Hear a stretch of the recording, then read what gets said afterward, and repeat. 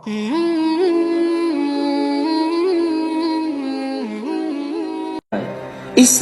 ketika itu Danau Tabariyah sudah tersisa air sedikit sekali. Kan Dajjal udah mati kan? Bapak Ibu, Ya'juj Ma'juj muncul sebaik Dajjal mati. Dajjal mati, Yahudi langsung dihabisi, kemudian langsung Ya'juj Ma'juj. Jadi Pak, runutannya begini.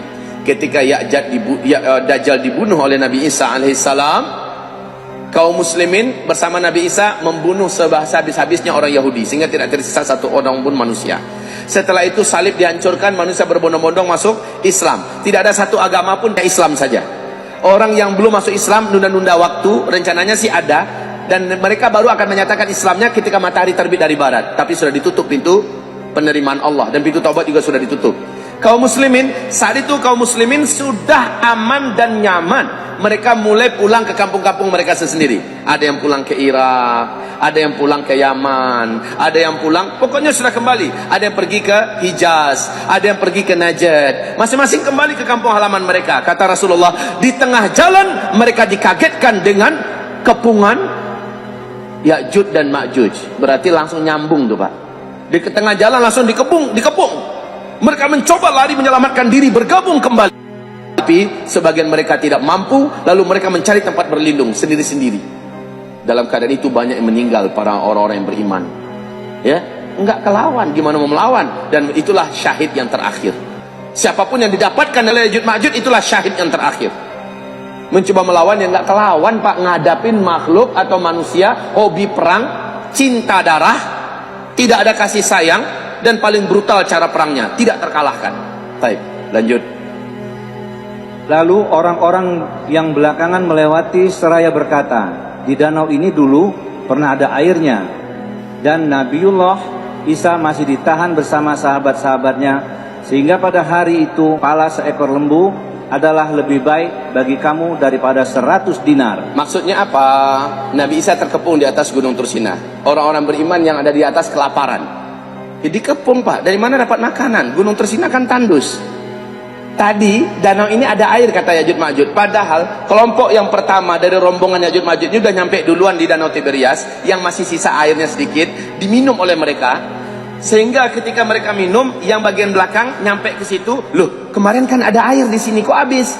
Perasaan mereka masih baru saja kejadiannya. Kemarin kan ada air kok habis? Padahal sisa air yang tersisa sedikit itu dihabisi oleh kawan-kawannya di depan.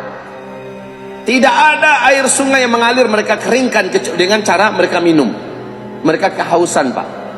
Saking banyaknya jumlah mereka. Kebayang gak sih? Saking banyak jumlah mereka sampai-sampai sisa air danau habis kering oleh mereka. Tidak ada sumber mata air yang masih menyisakan air, habis oleh mereka. Tidak ada hewan ternak mereka habisi. Tidak ada manusia yang mereka jumpai melainkan mereka bantai, mereka bunuh. Tidak ada. Bahkan kata Rasulullah, itulah saatnya orang Arab habis, tinggal tersisa sedikit. Yang sedikit itulah yang lari bersama Isa alaihissalam. Habis orang Arab Pak, habis. Pertanyaannya, nyampe nggak ke Indonesia tuh Ya'juj Ma'juj? Nggak akan nyampe nanti.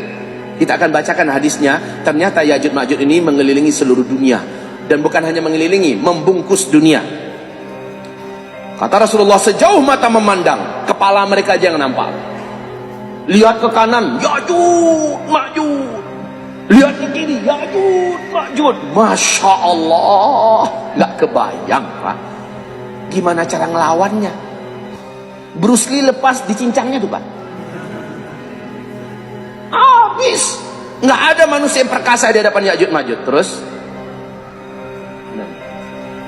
lalu Nabiullah Isa dan sahabatnya berdoa kepada Allah. Sebentar. Ada kekuatan yang tidak mampu dihadapi oleh Ya'juj dan Ma'juj. Semua kekuatan di bumi telah tunduk. Semua kekuatan yang ada di bumi, semua penguasa telah dihancurkan oleh Ya'juj Ma'juj. Tapi ada satu kekuatan yang Ya'juj Ma'juj benar-benar luluh di atas kekuatan itu, yaitu doa dan zikir umat Islam yang saat itu dipimpin oleh Isa alaihissalam. Terus kaum muslimin yang kami muliakan, lanjutkan. Kaum muslimin, sekarang ada beberapa poin yang perlu kita perhatikan. Satu, Zulkarnain membangun benteng itu dengan zikir dan doa, menjadikan benteng itu kuat. menjadikan benteng itu kuat. Baca nanti dalam kitab sejarah Zulkarnain ini bagaimana zikir apa yang dibacakannya. Ketika dia memulai, dia pasti mulai dengan Bismillahirrahmanirrahim. Sepanjang dia mengerjakan pengerjaannya, dia langsung berzikir dan dia ajak semua orang berzikir. Bapak kalau bangun rumah, bangun masjid atau perang sekalipun, maka jangan sepi lidahnya dari zikir. Berdoalah dan berdoalah, dan dengan kekuatan itu Allah jadikan benteng tersebut terselimuti oleh benteng gaib dari Allah yang melindungi manusia dari kejahatan Ya'juj dan Ma'juj. Yang kedua, Ya'juj Ma'juj nanti akan menghancurkan benteng ini juga dengan zikir. Mereka akan menghancurkan benteng dengan zikir. Aneh nggak Pak? Coba lihat halaman di kitab Zikir Akhir Zaman, halaman 380. Ada hadis sahih yang hadis ini dinyatakan kesahihannya dalam silsilah al-hadis as-sahihah oleh Syekh Albani. Baca hadis nomor halaman 380.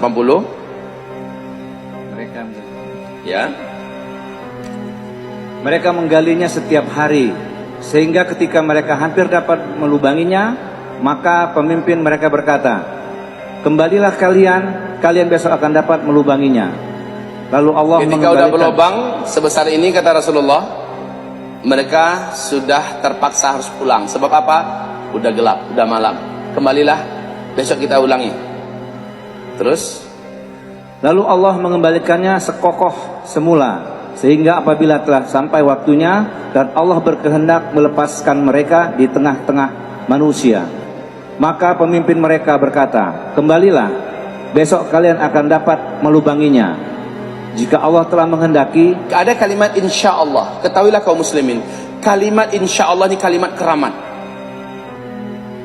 Allah mengharamkan jangan sampai kamu melakukan suatu perbuatan besok tanpa mengucapkan insya.